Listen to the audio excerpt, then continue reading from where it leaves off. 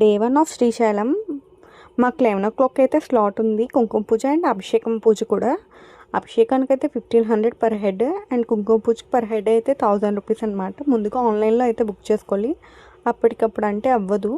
And మాల్లో ఉన్నప్పుడే కుంకుమ పూజ చేసుకుంటే చాలా మంచిది. సో అభిషేకం అన్నీ అయిపోయిన తర్వాత మాల అయితే పంతులు గారే తీస్తారు టెంపుల్లోనే. అక్కడ నుంచి అయితే కొంచెం ఫ్రెష్ అయ్యి సాక్షి గణపతి టెంపుల్కి అయితే వచ్చాము. అండ్ అక్కడ నుంచి పాలధార పంచదారకి వచ్చాము. ఇక్కడైతే కొంచెం వాటర్ తీయగా ఉంటాయి అంటారు. పంచదారలాగా ఏమీ అంత తీయగా ఉండదు, లైట్గా చిన్న తీపి అనేది వస్తుంది వాటర్ అంతే. సో ఇక్కడైతే స్టెప్స్ ఉంటాయి, ఒక 200 స్టెప్స్.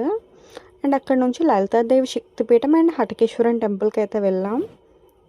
అక్కడ కూడా చాలా బాగా దర్శనం అయితే అయిపోయింది. ఇక్కడ మంకీస్ అయితే చాలా ఎక్కువ ఉంటాయి. అక్కడ నుంచి అయితే శిఖరం అయితే వెళ్ళిపోయాము. 5 టెంపుల్స్కి జస్ట్ 150 రూపీస్ పర్ హెడ్. నార్మల్గా మిగతా ఊర్లో నేను వెళ్ళిన ట్రావెల్స్లు అన్నిటికంటే శ్రీశైలంలో చాలా తక్కువ అమౌంట్ తీసుకుంటారు అనిపించింది. ఎందుకంటే పర్ పర్సన్కి 5 టెంపుల్స్కి 150 రూపీస్ చాలా తక్కువ. అండ్ చాలా గ్రేట్ కూడా. అందరు ఆటో డ్రైవర్స్ ఒక మాట మీదే ఉంటారు.